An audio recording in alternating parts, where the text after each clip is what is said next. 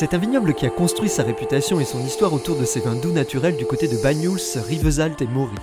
Depuis quelques décennies pourtant, son image a considérablement évolué autour de ses vins secs, ouvrant ainsi de nouveaux horizons aux vins du Roussillon.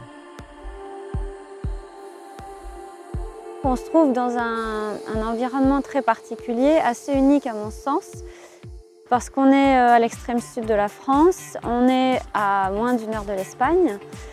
On est donc dans un climat méditerranéen, très chaud, très sec, très lumineux, très venté, je pense qu'on s'en rend compte aujourd'hui. C'est une région qui comprend une grande plaine, donc la plaine du Roussillon, qui est bordée sur la partie sud, c'est la montagne qu'on voit au fond là-bas, qui correspond à la frontière avec l'Espagne. Vous avez la première montagne assez haute des Pyrénées qui s'appelle le Canigou. Et tout ça, c'est bordé de contreforts. J'aime bien commencer par là, commencer par les montagnes, parce que évidemment la grande ville la plus proche c'est Perpignan, donc tout le monde s'imagine la plage, la mer, le sud. Mais il faut savoir que le département s'appelle les Pyrénées-Orientales. Un département qui dispose d'une impressionnante mosaïque de terroirs.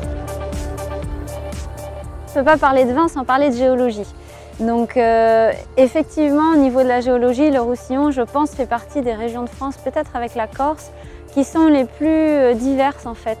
On a tout type de sol. On a des calcaires, on a des argilo-calcaires, on a des schistes, on a des granites, des gneiss, on a des sols alluvionnaires, des galets roulés.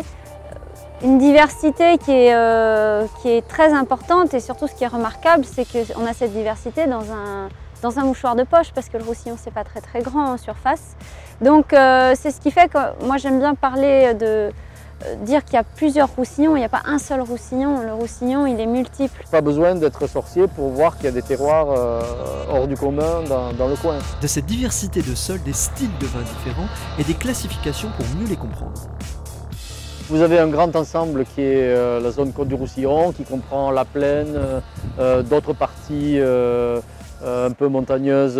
À l'intérieur de cette appellation, vous avez un sous-ensemble plus petit qui s'appelle Côte du Roussillon Village. On peut faire de tout. On fait des blancs secs, on fait des rouges secs et on fait des vins doux naturels. En blanc sec, on a donc l'AOP Côte du Roussillon blanc, on a l'IGP Côte catalane, l'IGP Côte vermeil, Collioure blanc. En rouge sec, on a l'AOP Côte du Roussillon Village, on a l'IGP Côte catalane rouge, Collioure rouge, IGP Côte vermeil. Et après, on a la grande famille des vins doux naturels. Si l'héritage des vins doux naturels est toujours présent dans le Roussillon, ces terroirs disposent de suffisamment d'atouts pour également proposer des vins secs de haut vol. Certainement ce qui motive de nombreux jeunes à aujourd'hui s'y installer, offrant ainsi à ce vignoble de nouvelles et multiples perspectives.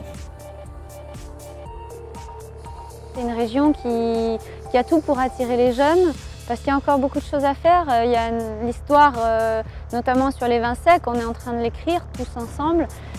Il y a encore des pages à écrire et on a encore besoin de forces qui viennent de l'extérieur, qui viennent avec un œil nouveau, avec une dynamique nouvelle. C'est vrai qu'à chaque fois que quelqu'un arrive et s'installe, on sent que ça donne une impulsion à tout le monde.